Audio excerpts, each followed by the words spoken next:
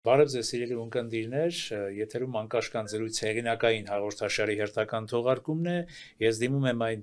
մեր սիրելի բարեկամներին, ովքեր նոր են սկսել հետևել մեր YouTube-յան ալիքի հաղորդումներին, խնդրում եմ նրանց, եթե չեն հասցրել բաժանորդագրվել, ապա ընդհանրապես սեղմեն զանգակ կոճակը եւ բաժանորդագրվեն մեր One Talk YouTube-յան ալիքին, որի համար մենք կլինենք իրենցից խորապես շնորհակալ։ Այսօր մեր տաղավարում է Ազատ քաղաքացի հասարակական կազմակերպության նախագահ Հովսեփ Խորշուդյանը։ Պարոն Խորշուդյան, բարև ձեզ եւ շնորհակալություն, որ մեր տաղավարում եք։ Սիրով։ Պարոն Խորշուդյան, սկսենք ձեր կազմակերպության հայտարարության, այսպես ասած, քննական վերլուծությունից, պլատֆորմի վերլուծությունից եւ փորձենք նաեւ ինչպես միշտ ենք մենք ասում, փորձենք նաեւ ձեր, այսպես ասած, քաղաքական թևի տեսակետները դրանով հանդերձ ճշգրտել վերջին զարգացումների եւ ընդհանրապես բանակցային վերջին գործընթացի հետ կապված վերջին իրողությունների վերաբերյալ։ Դուք այստեղ միանշանակ հանդես եք եկել ԵԱՀԿ Մինսկի խմբի չեղարկմանը դեմ, այն ինչը որ իրականացրել է այս իշխանությունը Ադրբեջանի հետ միասին, ըստ էության։ Ինչով է դա պայմանավորված եւ ինչ բացասական հետևանքներ եւ մասնավորապես մատնանշել եք հետագա նաեւ դրան հաջորդող բացասական հետևանքները, որ կարող է ունենալ, որ կարող է կրել Հայաստանը, քաղաքական հետևանքները։ Ինչով է դա բացատրվում եւ այդ Մինսկի խմբի չեղարկումը ինչ վտանգներով է հեղի։ Մի քանի ճշգրտում նախ պլատֆորմը ավելի բացենք Արևելյան գործընկերության քաղաքացիական ֆորումի Հայաստանի ազգային պլատֆորմն է։ Դա մի այսպես կազմակերպություն է, այո, որը միավորում է 200-ից ավելի հայաստանյան հասարակական կազմակերպություններ, մտակենտրոններ, այսպես հիմնադրամներ եւ ունի գործընկերներ 6, Հայաստանից բացի 5 երկրներում արևելյան գործընկերության։ Գիտեք, Ուկրաինա, Մոլդովա, Ադրբեջան, Վրաստան եւ Բելարուս։ Բելարուսը չնայած արևելյան գործընկերության ծրագրից դուրս է եկել, բայց քաղաքացիությունը մնում է այդտեղ։ Եվ սա 1000-ից ավելի ամբողջ տարածաշրջանում 1000-ից ավելի կազմակերպություններ է միավորում, այդ թվում եվրոպական կազմակերպություններ։ Եվ շատ կարևոր էր, որ մեր պլատֆորմը արձանագրեր առնվազն իր դիրքորոշումը եւ ինչ որ իմաստով քաղաքացիական միշտվար զանգվածի ստաստվար մասի դիրքորոշումը, այս կարևորագույն խնդրի շուրջ, որովհետեւ գիտեք իշխանությունը կարող է կաշկանդված լինել արտաքին քաղաքական մարտահրավերներով, սպառնալիքներով, ուժի գործադրման սպառնալիքով, որի մասին մենք խոսել ենք, հա, եւ կարող է շատ բան անել, որը որ ստիպված է անել։ Բայց քաղաքացիությունը պարտավոր է ասել ճշմարտությունը եւ պարտավոր է հետեւել այն սկզբունքներին, որին ինքը դավանում է։ Ըստ դեպքում մարդու իրավունքների, ժողովրդի իրավունքների, որ էլի մարդու իրավունքների ավելի գլոբալ այսպես տեսակ է, ժողովրդավարության եւ ամենակարևորը միջազգային իրավունքի, հա, որտեվ Արցախյան խնդիրը չի կարող լուծված համարվել էթնիկ զտման պայմաններում։ Էթնիկ զտումը այստեղ մի բաց էս ընդհատեմ։ Այ էթնիկ զտում արտահայտությանը ես տեքստում շատ հանդիպեցի, բայց հարց առաջացավ բնականաբար, որը նաև ընդհանրապես ոչ միայն իմ մեջ է արտնասնում այդ հարցը, ինչու էթնիկ զտում եւ ոչ թե պարզապես ցեղասպանություն։ Ցեղասպանությունը ավելի, գիտեք, ինքը իրավական տեսակետից էթնիկ զտումը նույն ցեղասպանությունն է։ Իրավական բառը, դա ցեղասպանությունն է։ Էթնիկ զտումը ավելի շատ քաղաքական տերմին է։ Տեսեք, ՄԱԿ-ը երբ որ ընդունեց, ինքը արդեն իրավական փաստաթուղթ ընդունեց եւ ցեղասպանությունը իր բոլոր շահորոշիչներով Գազայի ցեղասպանությունը ինքը ընդունեց որպես ցեղասպանություն եւ հայտարարեց դրա մասին։ Նու այնտեղ գիտեք 50-60 հազար մարդ է զոհվել, որից 20-25 հազարը երեխա միայն։ Այո։ Դասական ցեղասպանություն է, հա։ Արցախի դեպքում ճիշտ է, ինքը բռնագաղթեցում եւ հայրենազրկում պարունակող ուրեմն հանցագործություն կատարվեց, բայց զանգվածային սպանություններ, հա, այսինքն մարդկանց բնաջնջելու, ցեղասպանելու նպատակով չի իրականացվել։ եղել են դեպքեր, խաղաղ բնակիչներ զոհվել են ռմբահարություններից եւ այլն առաջի պատերազմի ժամանակ, այսինքն առաջի փուլի ժամանակ 44 օրյա պատերազմի եւ նաեւ այս 23 թվականի արդեն հայ բնակության հայրենազրկման ընթացքում, բայց ապացուցված փաստ, որ դիտավորության փորձ է արվել բնաջնջել ինչ-որ մարդկանց սպանել, չկա, իսկ դիտավորությամբ բռնագաղթեցման հանգամանքն էլ քննվում է։ Եվ դուք գիտեք, որ Միացյալ Նահանգները նույնիսկ եւ իրենց հետախուզությունը աշխատանքային խումբեր ուղարկել հենց անմիջապես 23 թվականից հետո Բայդենի ադմինիստրացիա օրոքեր դեռ Հայաստան էր ուղարկել, որոնք հարցախուժ են անում Արցախահայության մեջ եւ որպեսզի բարձային հանգամանքներ իրենց Արցախից դուրս գալու։ Բարձ է, որ դրան նախորդել էր այդ պաշարումը եւ բլոկադան, որի ընթացքում արդեն հումանիտար աղետի եզրին էր կանգնած, սովի եզրին էր կանգնած։ Ապացույցներ, որ սովամահության ինչ-որ զանգվածային դեպքեր են եղել, չկա։ Մեկ դեպքի մասին խոսակցություն կար, նո այդ էլ մի քիչ խնդրահարույց է պետք է հասկանալ։ Դրա համար այսպես շատ ընդհանրական եւ ավելի իրավական այդպես հասկացություն կիրառելը հիմա կարող է ուղղակի տեղին չլինել։ Դրա համար ամեն դեպքում էթնիկ զտում բանն ենք օգտագործում, մանավանդ որ մենք հայտարարության մեջ պլատֆորմ նշել է, որ ինքը հենվում է նաեւ միջ այժմ ունեցած իր հայտարարությունների վրա։ Եվ ոչ միայն իր հայտարարությունների, իսկ մենք շատ ուշով հետևում ենք իրադարձություններին եւ քաղաքացիությունը միշտ իր ձայնը բարձրացրել է, պահանջելով նախ Լաչինի բլոկադան վերացնել,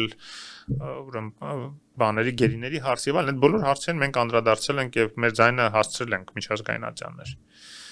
Եվ ոչ միայն Հայաստանի ազգային պլատֆորմը, այլ նաեւ ընդհանուր արևելյան գործընկերության քաղաքացիական հասարակության ֆորումն է արձագանքել իր ղեկավար կոմիտեի կամ իր ղեկավար կոմիտեի անդամների մեծամասնությամբ, որտեղ այնտեղ կա ադրբեջանցի, որը միշտ չի որ միացել է։ Եվ դրա պատճառով, ասենք, քանի որ կա կոնսենսուսի կարևորման սկզբունք, եղել է որ հայտարարությունը գնացել է ղեկավար կոմիտեի անունից, եթե եղել է, երբ որ եղել է այդ կոնսենսուսը, այդ թվում օրինակ ադրբեջանական հարձակումը դադարեցնելու պահանջով 44 օրյա պատերազմի ժամանակ դա իպատիվ ադրբեջանցի ուրեմն ղեկավար կոմիտեի անդամի պետք է ասել, որ ինքն էլ դեմ չի արտահայտվել այդ հայտարարությունը։ Հետո եղել է նաև ուրեմն ղեկավար կոմիտեի անդամների մեծամասնության, այսինքն անվանական ստորագրմամբ, էլի Լաչինի շրջափակման դեմ այդ հայտարարությունը, չէ, այդ ամքը եղավ համանախագահների հայտարարությունը, դա 23 թվականի դեկտեմբերի 22 թվականի դեկտեմբերի մասն է խոսքը, երբ որ սկսվեց արդեն այդ շրջափակումը,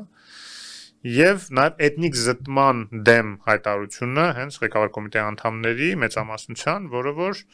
հենց այդ եզրույթն էր կիրառել էթնիկ զտում, որ էլի կարևոր է, որ այդ եզրույթը քաղաքացիությունը արդեն արևելյան գործընկերության մակարդակով փաստորեն եւ այդ քաղաքացիության ներկայացնող լեգիտիմ մարմինը ասում է, որ դա էթնիկ զտում էր։ Ասեմ, որ մեր բոլոր հայտարարությունները Եվրոպական հանձնաժողովում ուսումնասիրվում է ծայրից ծայր եւ հաշվի առնվում։ Կարող է մեր ուզած չափով հաշվի չառնվի, բայց չի անտեսվում երբեք, հա, եւ եթե կան լրջագույն քաղաքական խոչընդոտներ, դա բնականաբար չի կարող փոխել որոշումը այս կամ այն ուղղությամբ, բայց դա նաև Եվրոպարլամենտի որոշումների վրա որտեղ են տեղել են ուսումնասիրում ստանում են, հա, այդ նամակները մեր հասցնում են բոլոր stakeholder-ներին, այսինքն այդ համապատասխան մարմիններին։ Եվ մի ճշգրտում եմ ուզում ասել ձեր նախաբանի հետ կապված, ոչ թե Նիկոլ Փաշինյանն ու Ալիևը չեղարկեցին ԵԱԿ-Մինսկը, իրենք դիմեցին ԵԱԿ-Մինսկի խմբի, ոչ թե իրենք չեղարկեցին այդ Մինսկի խումբն ու գործընթացը, Մինսկի գործընթացը, այլ իրենք դիմեցին ԵԱԿ-Մինսկի խմբին, այդ եւ Մինսկի խմբի անդամ երկրներին, որպեսզի չեղարկվի գործընթացը Մինսկի խմբի եւ ամենազարհուրելին այն էր, որ միաձայն ԵԱԿ-Մինսկի խմբի անդամները, ԵԱԿ նախարարների խորհրդի անդամները, այսինքն ԵԱԿ բոլոր անդամ երկրները, 57 երկիր, կողմ քվեարկեցին, որ չեղարկվի։ Այն դեպքում, երբ որ դա միակ ՄԱԿ-ի մանդատ ունեցող մարմինն էր, որը որ պետք է զբաղվեր Արցախյան խնդրով։ Եվ եթե պատերազմի սպառնալիքի ներքո Հայաստանին ստիպում են, որ Հայաստանը դիմի չեղարկման այդ մարմնին, դա չի նշանակում, որ պետք է այդ մարմինը չեղարկել։ Դա պետք է նախ ուսումնասիրեն, ինչ հանգամանքներում է այդ կոչը տեղի ունեցել։ Արդյոք եթե այդ կոչը չաներ Նիկոլ Փաշինյանը եւ Հայաստանը շարունակեր պնդել, որ Արցախյան խնդիր կա եւ Արցախյան խնդիրը դեռ պետք է լուծվի, եւ դա Ադրբեջանը անդադ ներկայացներ որպես տարածքային պահանջ իր հանդեպ, որը հիմք էր իր համար ամեն անգամ կազուս բելի, այսինքն պատերազմի համար, եւ արդյոք նույն ԵԱՀԿ-ն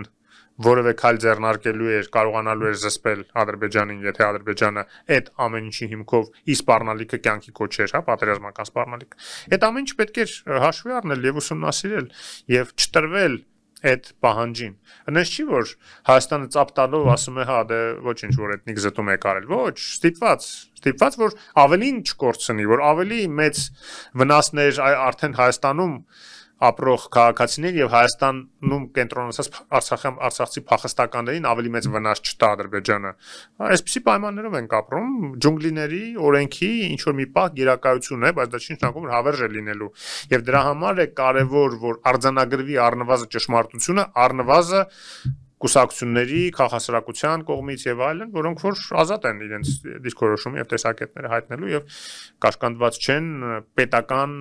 պաշտպանության պարտականություններով, հա, եւ պատասխանատվությամբ խաղաղությունը ապահովելու ցանկացած գնով տվյալ դեպքում։ Բայց ջունգլիների օրենքը գործեց եւ 57 երկիր, չէ, որոնք ջունգլիների օրենքը այո պաշտպանում են, չէ, հիմնականում քաղաքակիրթ արժեքներ, իրենց ասելով, իրենց խոսույթում աստորեն կողմ քվեարկեցին այդ։ Գիտեք, սա հետևանքն է նրան, որ այդ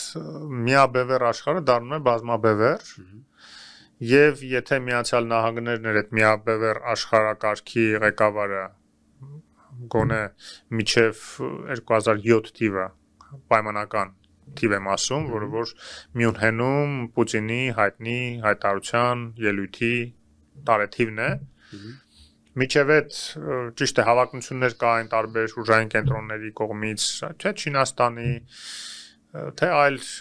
ավելի փոքր խաղացողների գոնե ինչ որ բևեռ ձևավորել հակակշռելու համար Միացյալ Նահանգներին, որը աշխարհի շահերից չի բխում։ Այդ գիտեք, այդ հենց այդ կարգի դիկտատորները որոնք ուզում են իրենց գլխի ճարը տեսնեն իրենց տարածաշրջաններում, ինչ ուզենան անեն եւ ոչ մեկ չկարանա գա ասի, ես ինչ եք անում, միջազգային իրավունք եք խախտում, հա։ Կոպիտ ասած ոստիկանին սպանելու կամ ոստիկանից անկախանալու գործընթաց էր գնում։ Ոստիկանն Միացյալ Նահանգներն էր, որով կատարում էր օրենքը, միջազգային օրենքները։ Լավ էր կատարում, վատ էր կատարում, շատ դեպքերում մեղադրում էին, ասում են, այ Իրաքում դու խախտումով մտար եւ այլն։ Բայց փաստ է, որ ինքը դիկտատորների դեմ էր պայքարում, որևէ տեղ ինքը չի մտել ժողովրդավարական ռեժիմ տապալել եւ այլն, հա, եւ ինչ էլ անում էր, փորձում էր բավականին զգուշ անել, որպեսզի խաղ բնակիչները շատ չտուժեն եւ այլն։ Հիմա ինչ որ է, էլի կարող են շատ դժգոհություններ լինեն, բայց էդ էր, գոնե կար։ Եվ քանի դեռ այդ հեգեմոնը Միացյալ Նահանգներն էր, տարածաշրջանում խաղաղություն էր պահպանվում եւ միջազգային օրենքի շրջանակներում էին փորձանում լուծել Արցախյան հարցը, հենց Մինսկի խմբը, որը պատվիրակվել էր, իրեն պատվիրակել էր ՄԱԿ-ը, որ այդ հարցը լուծի։ Բայց հենց որ Միացյալ Նահանգները թուլացավ, Ռուսաստանը որոշեց, որ ինքն է դառնում երկրորդ բևեռը, Չինաստանը երրորդ բևեռը եւ իրենք իրենց տարածաշրջաններում ինչ կուզեն կանեն, եւ սկսեցին արդեն դուխ տալ նաեւ այն ավելի մանրապճեղ ավտոկրատ դիկտատորներին, որ նրանք էլ իրենց շուրջ ինչ ուզենան անեն։ Եվ քանի դեռ Բայդենն էր ամեն դեպքում եւ միջև էլ Օբաման էր, ինչ որ զսպող մեխանիզմներ ժողովրդավարները Միացյալ Նահանգներում փորձում էին անեն, ոչ միայն ժողովրդավարները, գլոբալիստները, ավելի կոնկրետ ասենք, հա, փորձում են միջազգային կարգը պաշտպանելու գոնե ինչ որ լծակներ կիրառել։ Օբամայի դեպքում էլի կան մեծ դժգոհություններ, որ էլի շատ դեպքերում համակերպվում է շատ հարցերի հետ, թեև նաև երեք բառացիորեն հետարքիր մի զրույց լսեցի Վրաստանից մեր գործընկեր պարոն Թումասյանը եւ Բեդուլա Մանաֆովը Ադրբեջանից փախած իրենց բաներից, քաղաքական գործիչներից եւ հրապարակախոսներից իրենք զրուցում էին եւ ինձ հետարքիր էր, որ Բեդուլա Մանաֆը մեղադրեց Օբամային Վրաստանի դեպքերի համար, որ կոշտ չարձագանքեց Պուտինին, այլ համակերպեցին նրա հետ, որ այդ հարավային Օսիան փաստորեն Ռուսաստանը գրավեց եւ այլն։ Թոմասյանը շատ գրագետ քաղաքագիտական պատասխան տվեց, ասաց, բայց դուք հաշվի առեք, որ հենց Օբամայի շնորհիվ էր, որ Պուտինը կանգ առավ այդտեղ, որտեղ ինքը պատրաստվում էր մտնել Թիֆլիս եւ իշխանափոխություն անել։ Օբաման թույլ չտվեց դա։ Ես էլ կարող եմ ավելացնել, որ այնպես չի, որ հարավային Օսիայում ամեն ինչ վրացիները ճիշտ արեցին Սաակաշվիլին։ Վերջո փաստ է, որ անկախ նրանից, որ հրահրվեց Սաակաշվիլին, դա չպետք է հրահրվեր, չպետք է ինքը այդ քայլը աներ։ Ինքը ռազմական ներխուժում արեց, դա փաստ է։ Հա, այսինքն այդ նույնը ինչ որ Ադրբեջանը իդեպ Արցախի դեմ։ Ճիշտ է, հարավային Օսիան տարբեր էր Արցախից եւ ընդհանրապես գիտեք ինքնորոշման իրավունքը բացարձակ իրավունք չի։ Բոլորս էլ գիտենք, ոնց որ տարածքային ամբողջականության իրավունքը բացարձակ չի։ Այսինքն կան պայմաններ, երբ որ ինքնորոշման իրավունքը կարող է բերել անջատման։ Եվ դա ֆիքսվել է հենց Կոսովոյի դեպքում, նախադեպային իրավունք այդ իմաստով մենք կարող ենք կիրառել։ Ընդ որում ֆիքսվել է միջազգային դատարանի կողմից, որը որ Սերբիայի դիմումի հիման վրա քննել է այդ գործը եւ ասել է, որ սերբերը Կոսովոյում իրականացրել են ցեղասպանական գործողություններ, ինչը նշանակում է, որ կոսովարները, Կոսովոյի ալբանացիներ չէին կարող մնալ Սերբիայի տիրապետության տակ։ Այսինքն սա այն ծայրահեղ դեպքն է, երբ որ ինքնորոշումը կարող է բերել անկախացման, այլ ոչ թե զուտ ավտոնոմիայի ինչ որ ինքնավարության բարձր մակարդակի։ Նույնը Արցախում էր։ Հարավային Օսիայում այդպիսի բան չի եղել։ Հարավային Օսիան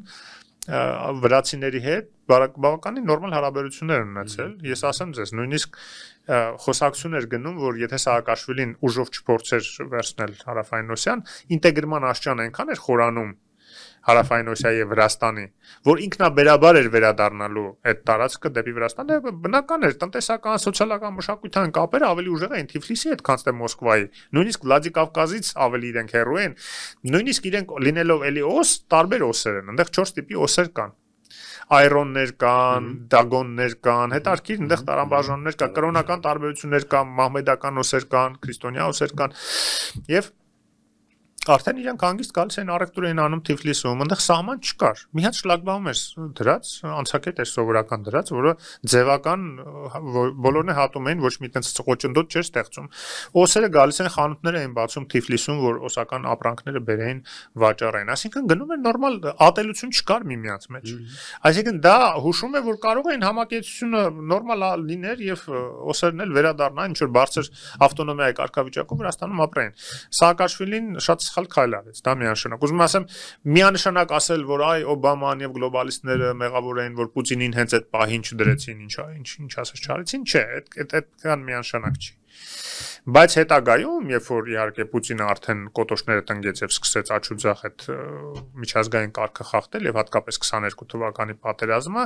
հենց դրան նախորդեց, չէ, Արցախյան պատերազմը, ինքը ինչի համագործակցեց Էրդողանի եւ Ալիևի հետ, որ Արցախ զորքեր մտցնելու ուրեմն համար այդպիսի թանկ գին մեր վրա բանեցնի, հա, մենք այդպիսի թանկ գին վճարենք եւ տարածքներ եւ ուրեմն զոհեր եւ ահագին փախստականներ արդեն 20 թվականից հետո մենք ունեցանք, որտեղ ինքը մեծ պլաններ ուներ գլոբալ աշխարհը ոչնչացնելու, գլոբալիստներին հաղթելու ճակերտավոր, հա։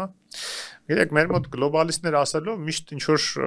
չար ուժեր են պատկերացնում, որտեղ այդ ռոպագանդան սովետական միությունից սկսած, եղել է այդ կոմունիստական հակաիմպերիալիստական ճակերտավոր ռոպագանդա եւ այլն։ Այդ գլոբալիստների մասին ես նույնիսկ հաղորդում ունեմ։ Նախ տարբեր գլոբալիստներ կան։ Երկրորդը գլոբալիզմը ինքը վատ երևույթ չի, քրիստոնեությունը ինքը գլոբալիստական կրոն է։ Օրինակ, հիմա ինչ ասենք, որ դա վատ բան է քրիստոնեությունը իր արժեքներով։ Ինչի գլոբալ կրոն դարձավ, որովհետև ինքը ինչ որ մարդասիրական արժեքներ էր տարածում, ի տարբերություն միջև այդ եղած մովսեսականության, հա, կոնե Իսրայելում, հետո էլ նաև այլ տեղերն էլ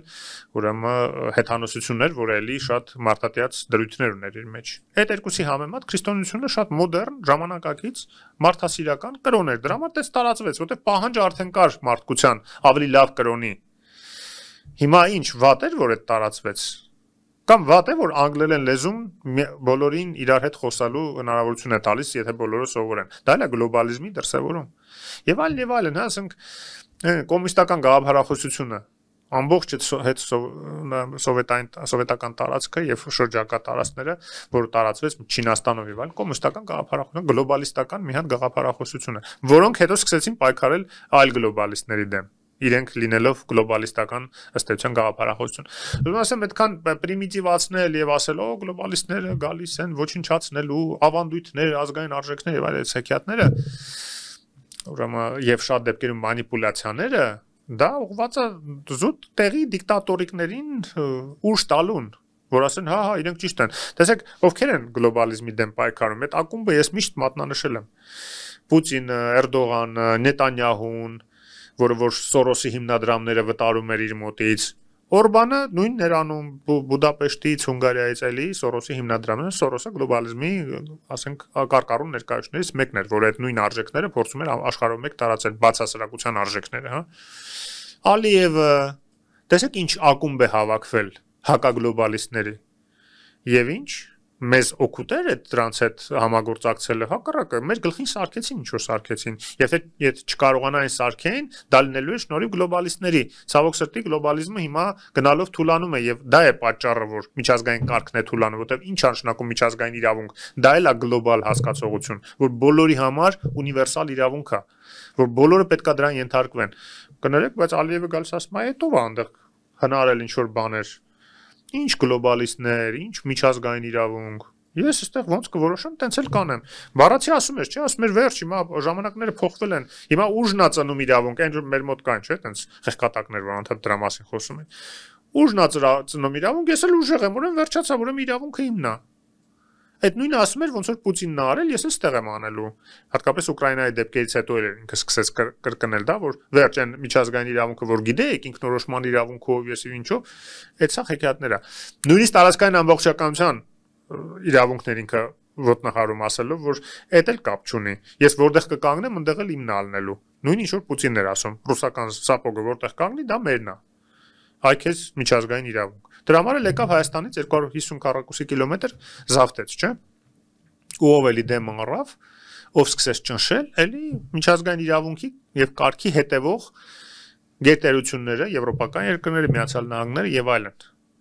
Եվ էլի ինչ որ իմաստով նաեւ Իրանը իհարկե մեզ օգնեց, որը այդքանը չի տեղավորվում իմ ասած այդ դիկտատորների ակումբում, որտեղ կա Նետանյահուն նույն։ Ուզում եմ ասեմ, որ հիմա մի քիչ լավ վիճակում չի, հիվանդացած վիճակում է միջազգային իրավունքը, բայց դա չի նշանակում, որ մենք չպետք է հույս ունենանք, որ առողջանալու է, եւ մենք մեր ներդրումը չպետք է ունենանք այդ առողջացման մեջ, որովհետեւ դրանից է կախված նաեւ մեր հայրենակիցների ճակատագիրը, ինչ նշանակում եկան հայրենազրկեցին 150,000 մարդու եւ բոլորը ծափտան ասեն, էս ինչ լավ լուծվեց հարցը։ Էս ինչ լավ էր։ Հիմա նույնիսկ գիտեք ինչ նարատիվ են տարածում։ Ասում են այդ պատերազմը Ադրբեջանի հենց իրանք էլ տարածում են, իրենց վճարում են տարբեր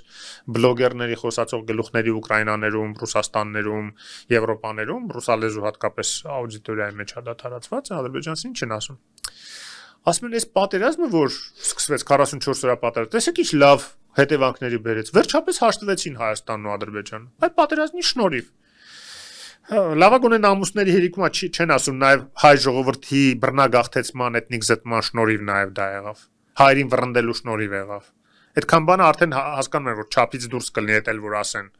Բայց կամաց համակերպեցնում են, որ լավ արեց Ադրբեջանը, որ հարձակվեց, որտեղ պատերազմ սկսելն էլ է ռազմական հանցագործություն եւ ՄԱԿ-ի կանոնադրության խախտում։ Անկախ նրանից, որ Ալիևը ասում է, ես իմ տարածքային ամբողջականությունն եմ վերականգնել դրա համար ՄԱԿ-ի կողմից բաների իրավունք ունեի, բայց այդպես չի։ Ցանկացած հարց դա ՄԱԿ-ի կարևորագույն դրույթներից է, որ պետք է խաղաղ ճանապարհով լուծվի։ Եվ Մինսկի խումբը դրա մասին էր։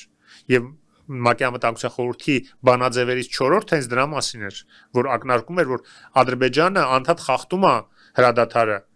եւ դա բերում է հակազդման հայկական ուժերի կողմից։ Դա շատ լավ բանաձև է, 4-րդ բանաձևը շատ հետաքրքիր ակնարկ կա այնտեղ, որ պատասխանատվությունը բերում է նաև Ադրբեջանի վրա։ Ճիշտ է, անդադ ասում է հայկական ուժերը պետք է դուրս գան այս շրջանից, այս շրջանից, որին հայկական ուժերը դեմ չէին, ասում են, բայց թող կանգա, մենք կանգնում ենք, որ սկսենք այդ դուրս բերում, բայց ինքը շարունակում է հարձակվել։ Ու դա արձանագրված էր։ ՄԱԿ-ի անվտանգության խորհրդի վերջի բանաձևում 93 թվականի, որը պատերազմի արդեն վերջի փուլում այդ բաներն էր։ Եվ ուզում եմ ասեմ, որ այդ ամեն ինչը արձանագրված է նաև Մինսկի խմբի բոլոր այդ փաստաթղթերում եւ այդ ճարտարապետությունը, որ ձևավորվեց Մինսկի խմբի շրջանակներում,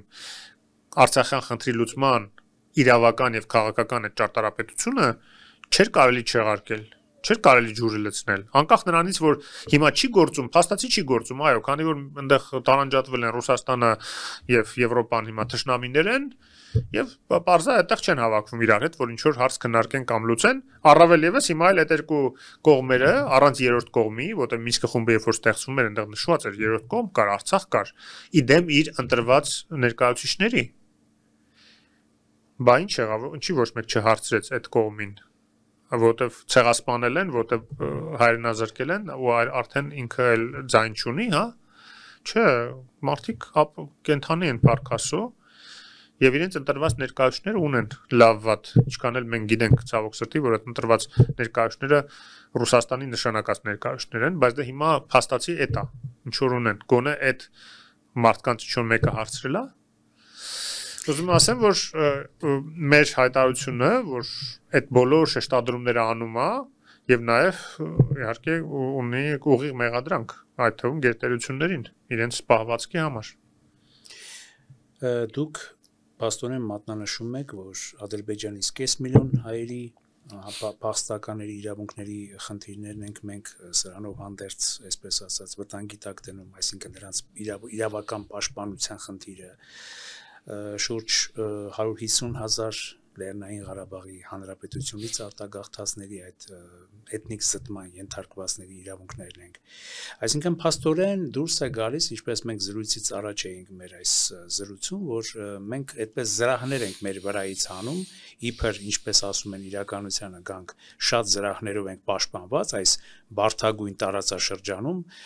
շրջապատված գոնե երկու հրաշալի ճակերտներում հարևաններով, հարևան զավթիչ ագրեսիվ պետություններով, հիմա մենք նաև փորձում ենք միջազգային արենայում այդ իրավական զրահները մեր վրայից հանել եւ ասել, որ սա էլ հանենք հանուն խաղաղության, հանուն հանկարծ Ադրբեջանի եւ Թուրքիայի, ասենք, կողմից նոր ագրեսիայի չենթարկվելու։ Արդյոք դա ճիշտ է, այսպես մի տեսակ փորձենք չեզոք դիրքերից հարցնել ձեզ։ Արդյոք դա կմոտեցնի խաղաղությունը, արդյոք դա ինչպես չէ, մի անգամ Փաշինյաններ ասում են, կարմիր ցուլի էֆեկտը չի ունենա, որ հանգարց թուրքերը, ադրբեջանցիները այնտեղ իրենց կաբինետներում նորից չզայրանան հայերի վրա, թե ավելի նրանց կողքեվորի, որ ինչքան հայերը թույլ են, ահա, գնացինք առաջ։ Տեսեք, ես միշտ ուզում եմ, որ մենք տարանջատենք իշխանությունը եւ իր պարտականությունները, իր պատասխանատվությունը, խաղաղությունը ապահովելու համար եւ քաղաքասարակությունը։ Շատ տարբեր են իրենց հնարավորությունները։ Ես չեմ կարող մեղադրել Նիկոլ Փաշինյանին, որ ինքը օրինակ այն զիջումները արեց։ Մենք այդտեղ էլ մեղադրանք չկա, դա կա արձանագրում, որ ուժի սպառնալիքի ներքո է Հայաստանի իշխանությունը այդ արել։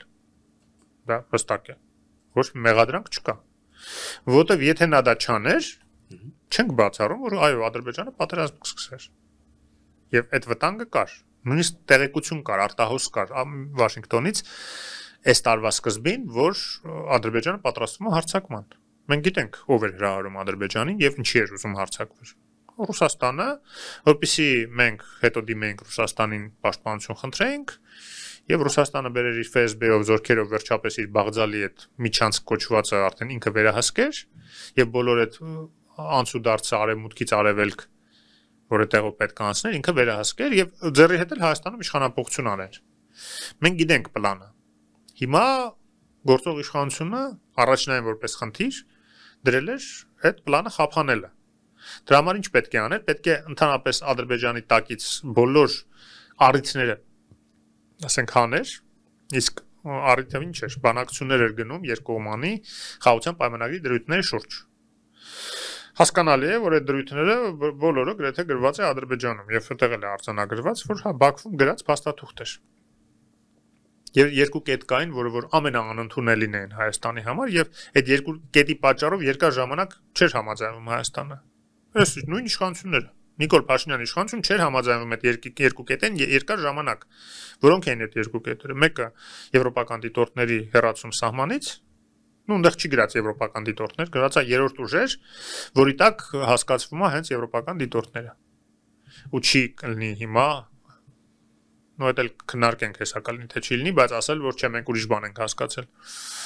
Եվ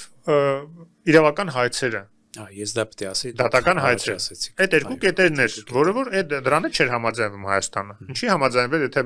մեր գործը շատ լավ է այդ դատարանում։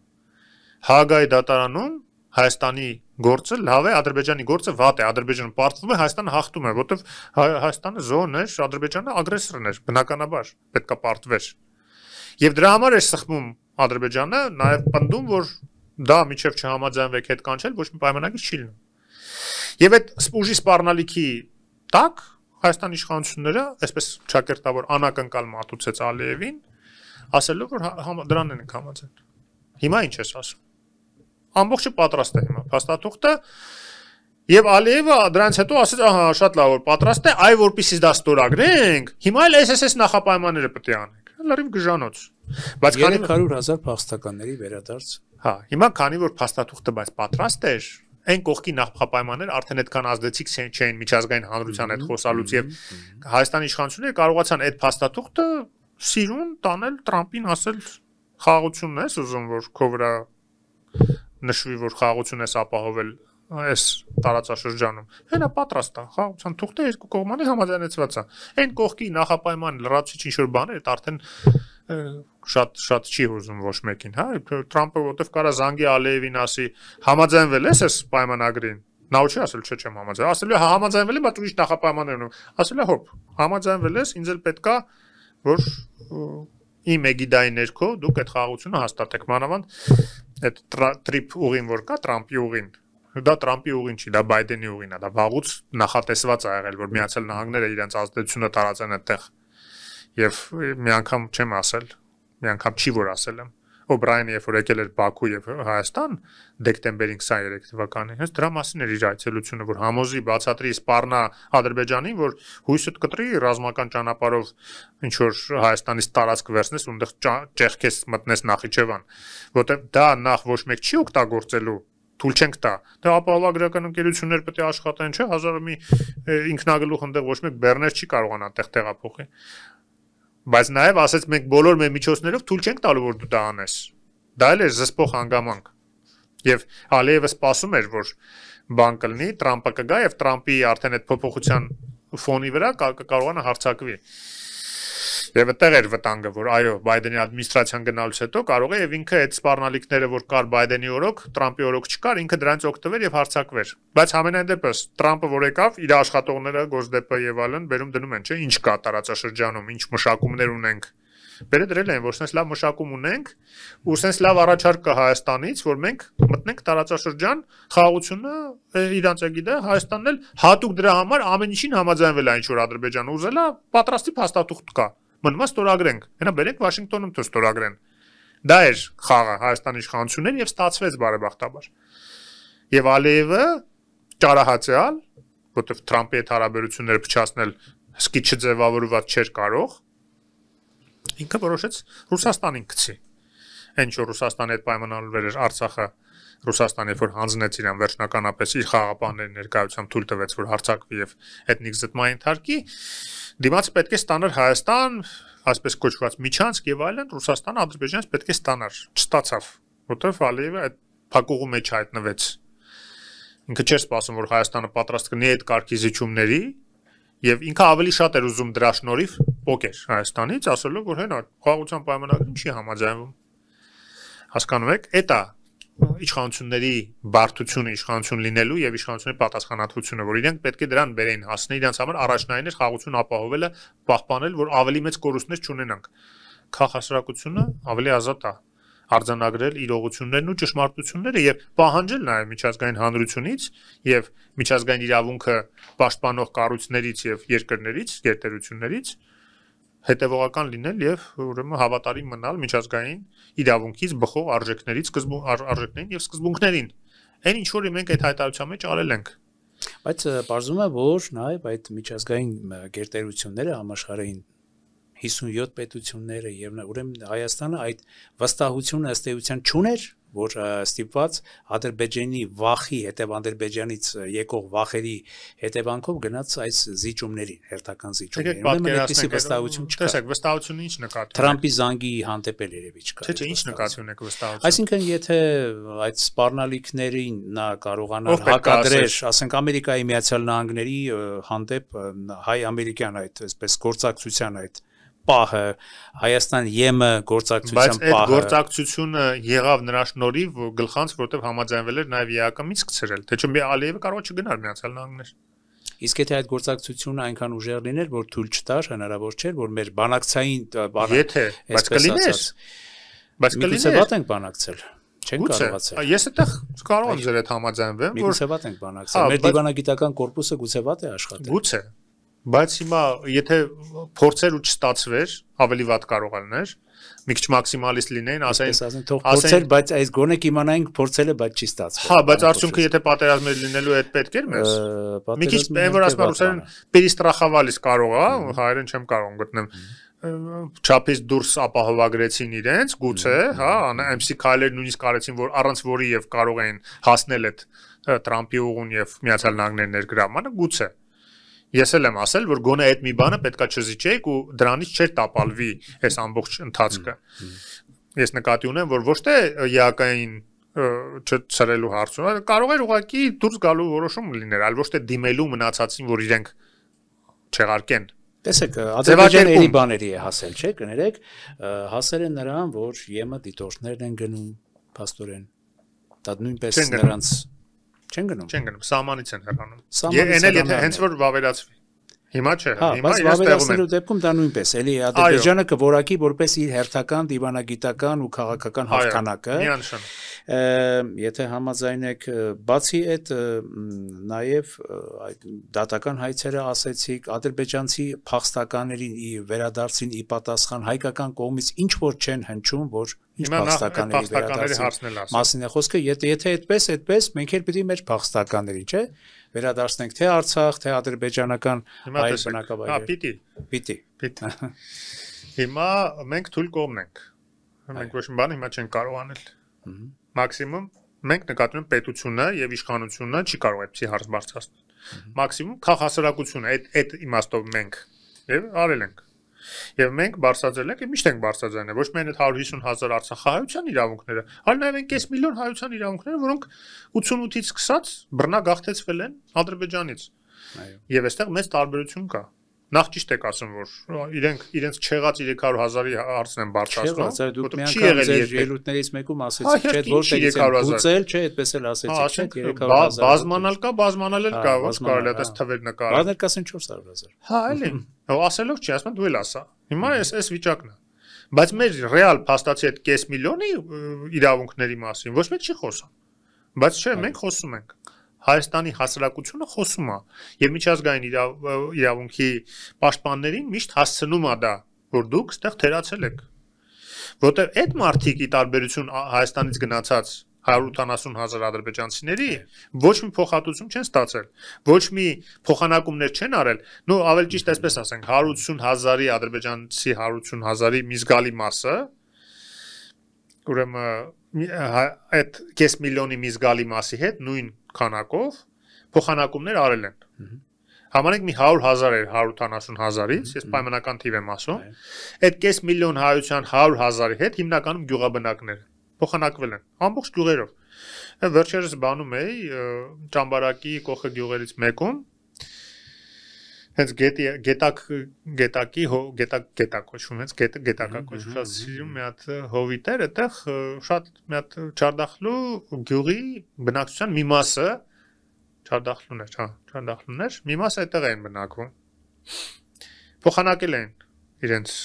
այդտեղ ադրբեջանական գյուղ ա եղել։ Հիմա այդ ադրբեջանցիները գնացել են Չարդախլու այդտեղից։ Եվս մի քանի այլ գյուղերից էլի գնացել են Չարդախլու, Չարդախլու մեծ գյուղ էր։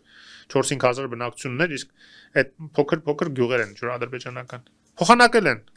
Համարենք 100,000-ը փոխանակեցին այտենց։ Այն 80,000 ադրբեջանցիների վաճառել են իրենց տները կամ փոխհատուցում են ստացել իրենց տների համար Հայաստանի Հանրապետության, Հայաստանի Խորհրդային Սոցիալիստական Հանրապետության կառավարությունից։ Փաստաթղթավորված է, ամեն չկա։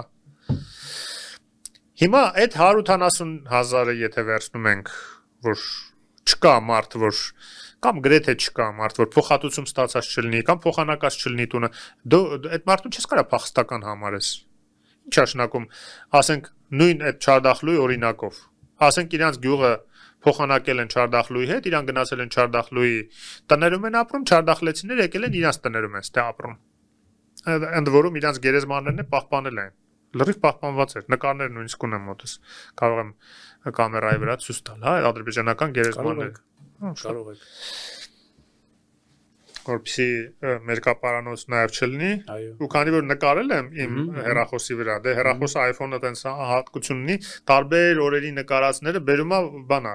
որպես edge-ի նկար է դնում, մեկ էլ տնամ ադրբեջանական գերեզման է գալիս edge-ից, բայց խնդիր չկա։ Լավ, կգտնեմ, հատկում կգտնեմ բան կանեմ, կամ կոպիայով կդնենք, հա։ Շատ լավ։ Ինչքան քաղաքակիրթ ենք եղել մենք եւ ինչքան անքաղաքակիրթ են իրենք այս հարցում։ Հիմա տեսեք 300,000 բնականաբար չկա այդպիսի թիվ։ Կա ինչ որ 180,000, որոնք լրիվ փոխհատուցումներ ստացել են։ Եվ հիմա ասել, որ իրանք հետ պետք է գան, որևէ իրավական, այսինքն եթե դու վաղը միջազգային դատարանում նույն այդ հարցը քննես, կամ միջպետական հանձնաժողով ձևավորես երրորդ կողմի ներգրավանք մասնակցությամբ,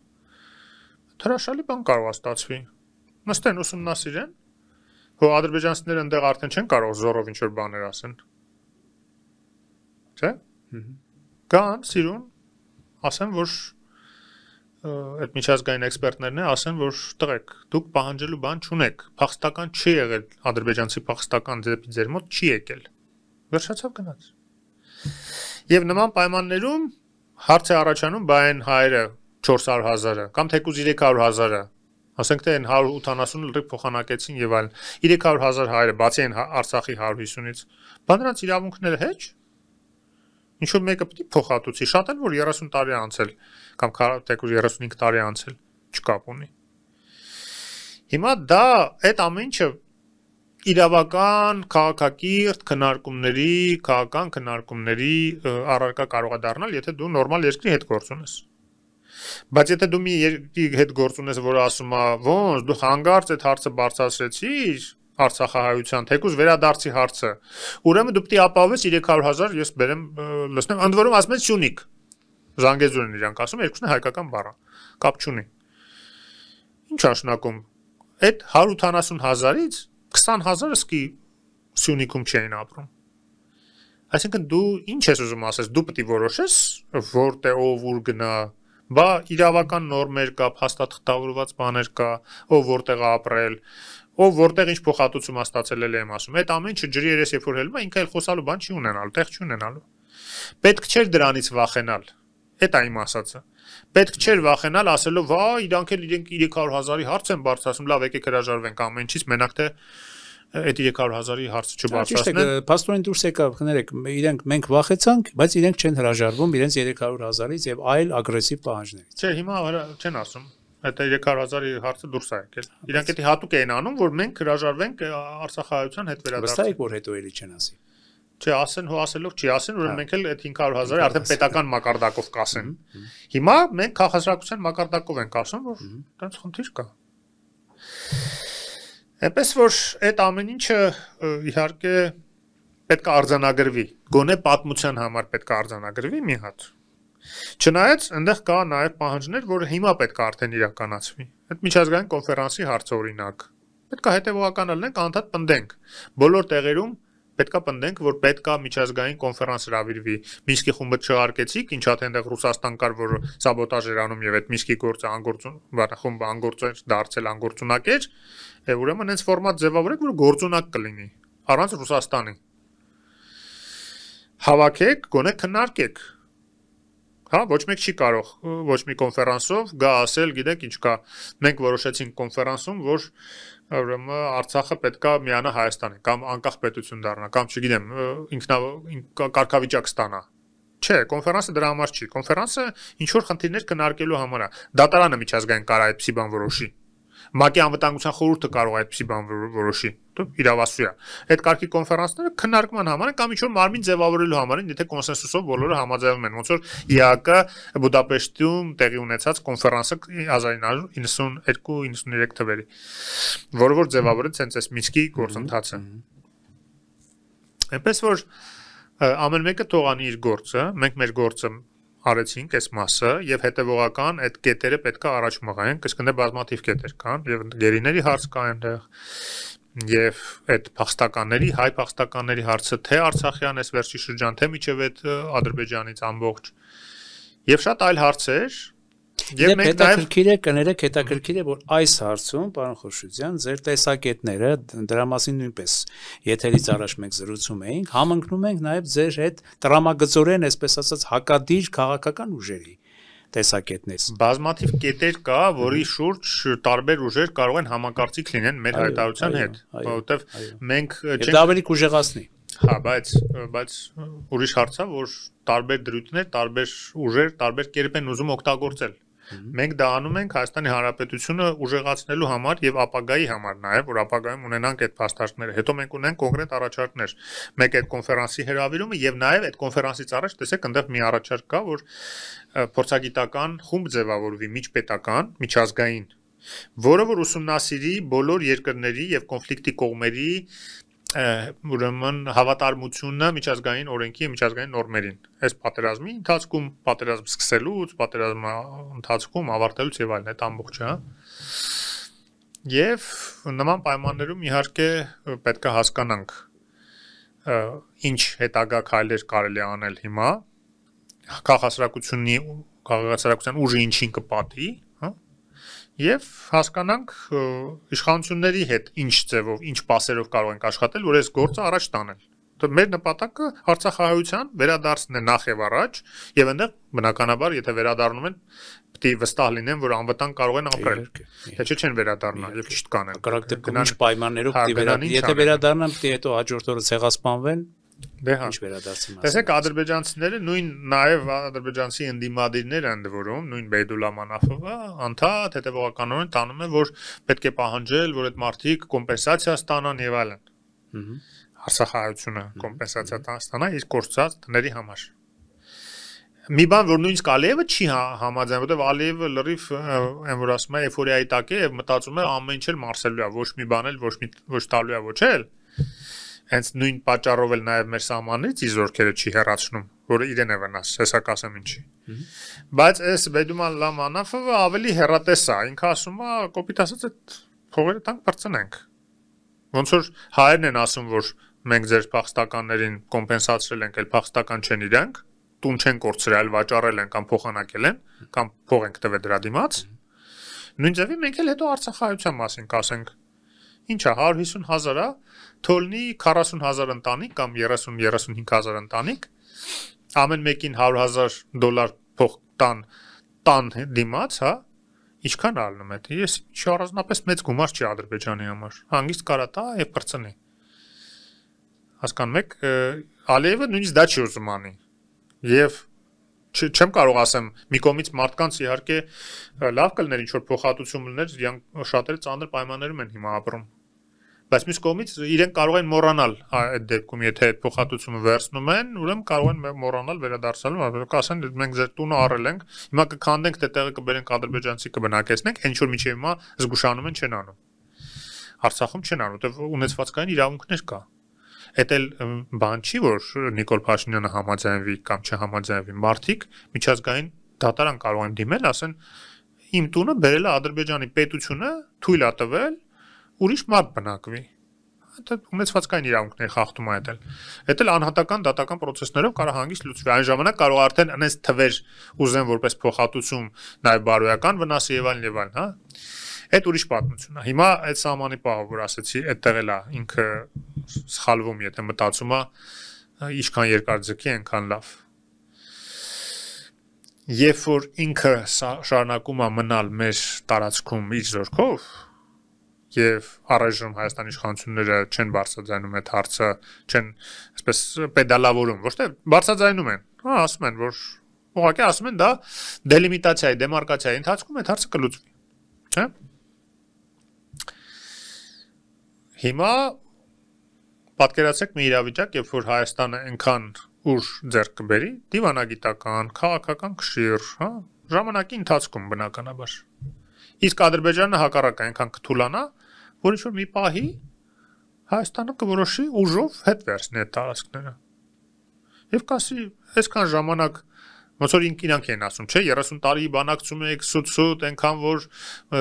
բան ստատուս քվո պահեք եւ այլ, մենք չենք կարել սպասենք, բռնեցինք, հարձակվեցինք, մեր հարցերը լուծեցինք։ Այն ժամանակ էլ մենք նույնը կանենք։ Կասենք 20-30 տարի սպասում էինք, որ դելիմիտացիայի միջոցով ոնց որ պայմանավորվել ենք դուրս գա կտեղից։ Դուք այն մնացած տեղերը արեցիք դելիմիտացիա, այդ մասում չեք անում։ Դիտավորյալ ձգում եք, որ չտակ մեզ, դե մենք էլ ուժով կմտնենք, կվերցնենք։ Ու ուժով մտնենք, իսկ եթե ուժով դու այդքան հնարավորություն ունես ուժով մտնելու, շնակմա կարած ջախջախես դիմացինի բանակը։ Եթե ջախջախեցիր, ով է քեզ ասում այդտեղ կանգնի։ Ինչպես կասեր Ալիևը, որտեղ կանգնում եմ, հա, այդտեղ։ Հա, դե ոնց որ դու կնեցել մենք։ Ոնց որ դու կնեցել։ Հասկանում եք, այդ ինքը իր համար թակարդ է ստեղծում, անիմաստ։ Բայց դե թող ստեղծի։ Դա իր գործն է։ Դրա համար բաներ կարան փոխվեն, հա, շատ բան կարա փոխվի։ Հիմա Հայաստանի համար ամենակարևորն է վերականգնվելը, ուժ հավաքելը, զարգանալը, ոչ մեկ չի ասում պատրաստվել պարտադիր պատերազմի, հա, այդ հիպոթետիկ օրինակ ասացի օրինակ։ Չեն ասում, դա անում են։ Հա, բայց կարողա դու այնքան ուժեղ լնես, ինքը ոչ միայն այդտեղից դուրս գա, հələ մի բան էլ ասի լավ, համաձայն եմ Արցախում եկեք հայություն թող վերադառնա օրինակ։ Կամ էլ ինչ-որ մի ինքնավարության ինչ-որ սահմանափակ ինքնավարություն լինի։ Հա, դու պետք է կարողանաս այնքան լինես, այնքան հզորանաս։ Դա կարա լինի միայն ուժեղ դաշնակիցներ ունենալու միջոցով նաև, իսկ դա ուժեղ դաշնակիցներ ովքեր մեր կարող են լինել, արդեն տեսել ենք։ Ով էր գծող դաշնակիցը, իսկ ովքեր են, որ դաշնակից չլնելով էլ մեզ աջակցում են, եվրոպացիներ, ամերիկացիներ, հա։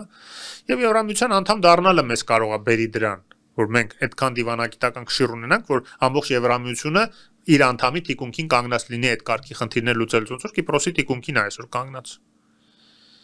Ուզում ասեմ, որ կա հնարավորություններ, պետք չի մտածել, որ վերջ այդ հարցը փակված է, ոչ, չի կարող էթնիկ զտումով ոչ մի հարց փակվի, առավել եւս մեր հայրենակիցների հարցը, որը որ հազարամյա հայրենիքի մի հատվածն է եղել։ Հա, ոչ պետությունը պետություն հասկացանք, մեր 30,000 քառակուսի կիլոմետրը 29,743 հասկացանք, բայց հայրենիքը միայն պետությունը չի։ Արցախն էլ է, կներեք, Ջավախքն էլ է մեր հայրենիքը, դա չի նշանակում, որ մենք պետքա Վրաստանից պահանջենք, որ այդ կտորը լինի մերը։ Ու ինչի՞ միջև մա չենք պահանջի, որովհետև վրացիները իրենց նորմալ են պահել, երբեք չեն ուզեցել այնտեղից բնաջնջել մարդկանց կամ հատուկ այնպես պայմաններ ստեղծեն, որ թողեն գնան, ոնց որ Նախիջևանում ադրբեջանցիները ստեղծեցին։ Մի օր այնպես պետք է մենք կարողանանք այնպես անենք, որ այնտեղ էլ պարտադրենք, որ այո, միջազգային ինչ որ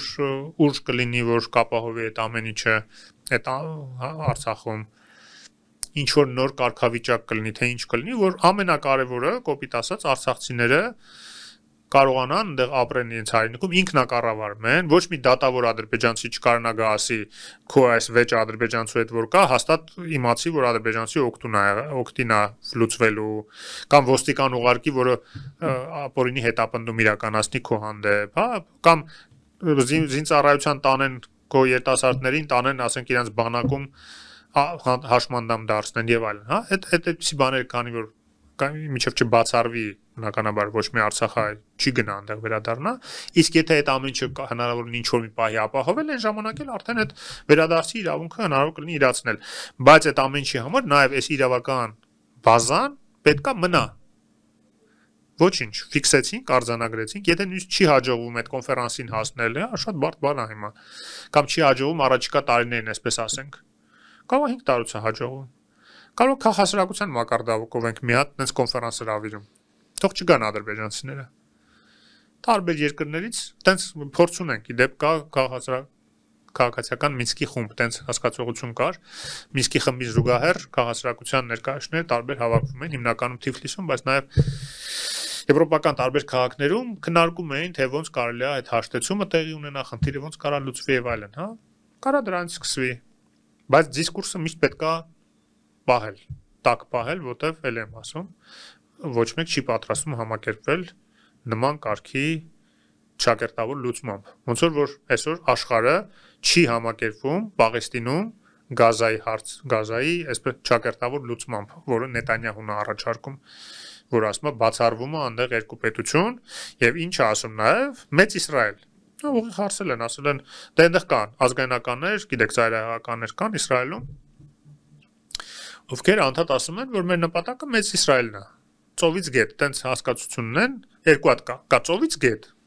կա գետից գետ։ Մեր մոտ ծովից ծով է, մեր բաները, չէ, որ ասում են ծովից ծով Հայաստան, չէ։ Իրանց մոտ գետից գետ կամ ծովից գետ։ Ծովից գետը ավելի համեստն է։ Այսինքն միջերկրակա ծովից միջև բանի գետը,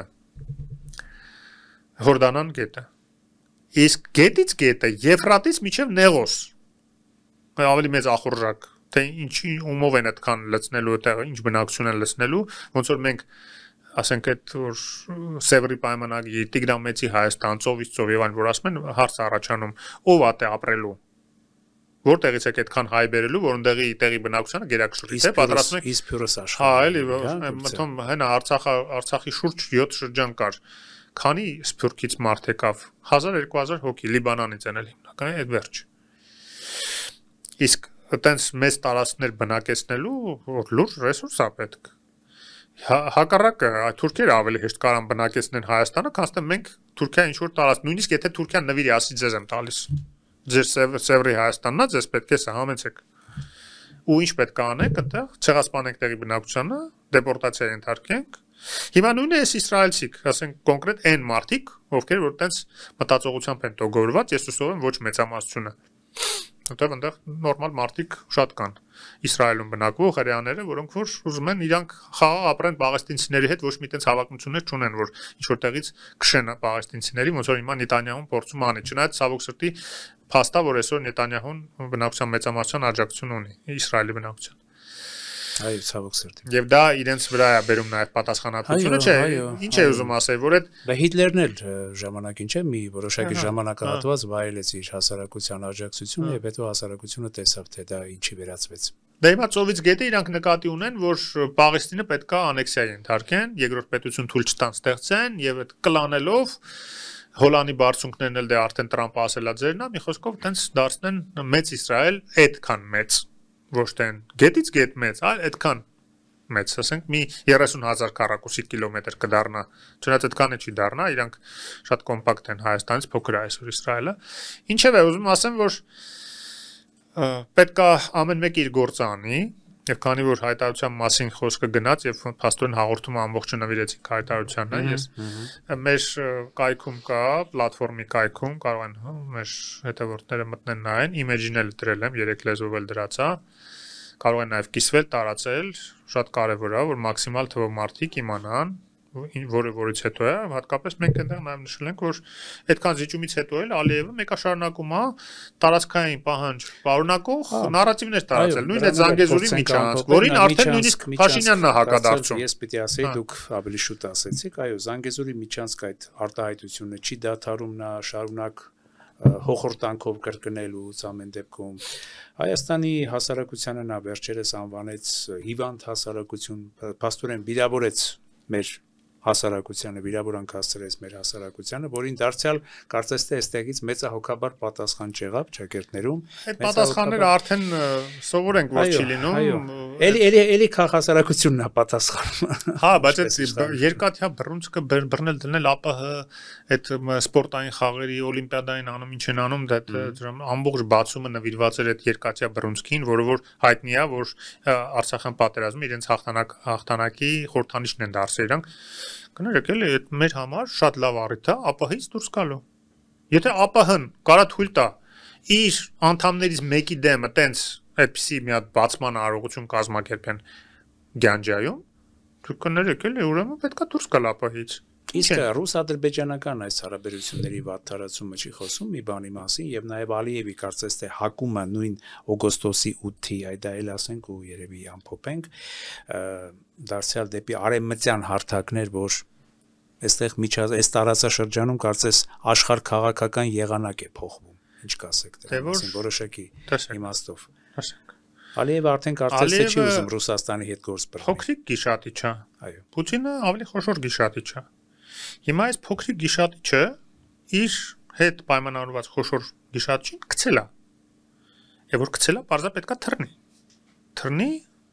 նրա մոտ, ով իրան կպաշտպանի այս խոշոր գիշատիչից։ Եվ ինքը Միացյալ Նահանգների գիրկն է գալիս Եվրոպայի արևմուտքի ընդհանրապես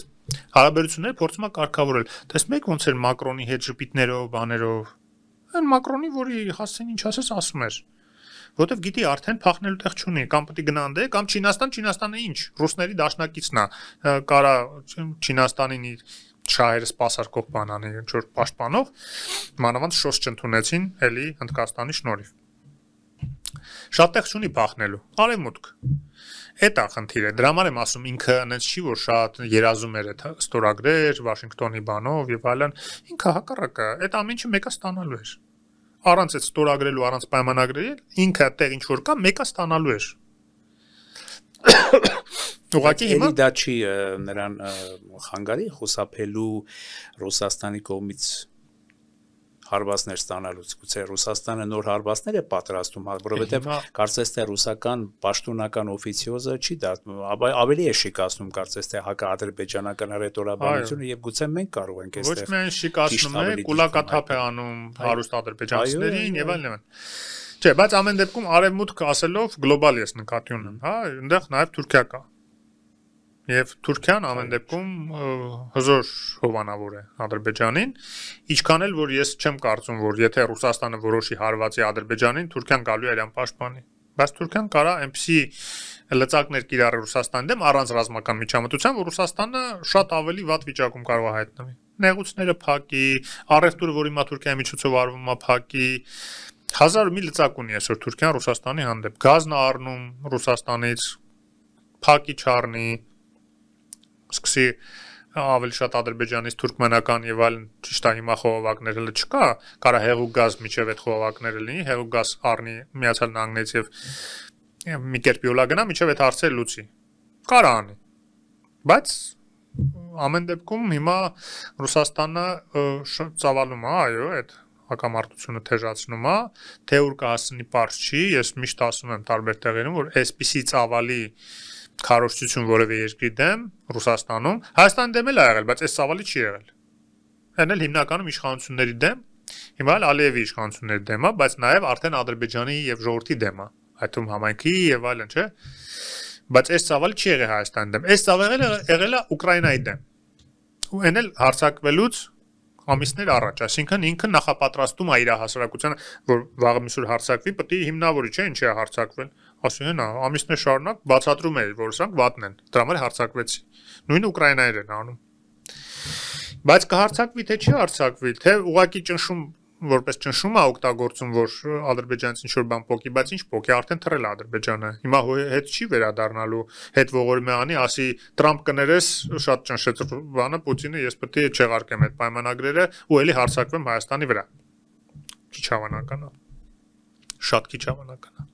Իսկ այդ 907 բանաձևի չեղարկումը Թրամփի կողմից ինչի մասին է խոսում, դարձյալ Ադրբեջանի հաստատ խաղաղասիրական նպատակների մասին չի խոսում։ Չէ, դա չեղարկում չէ, դա ամեն տարի ուզում Ամերիկայից զենք գնի, եթե չի ուզում կրակել Հայաստանի վրա։ Ինքը արդեն երկար ժամանակ այդ բանը չէր գործում։ Մենակ Բայդենի օրոք վերջի այդ շրջանում սկսեց գործել, երբ որ էթնիկ զտում արեց Արցախի հանդեպ։ Միջև այդ տասնյակ տարիներ համարը չէ, 2003 թվականից կարծեմ չի գործում։ Երբ որ բանին Միացյալ Նահանգներին պետք էր Աֆղանստան զորք տեղափոխել եւ Ադրբեջան ճանապարհիներ եւ որպես լոգիստիկ շղթայի մի մաս պետք էր իրանք դա ամեն տարի նախագահը ոչ թե չեղարկում էր, ինքը սառացնում էր, չէր օգտագործում, ոնց որ վետո էր դնում այդ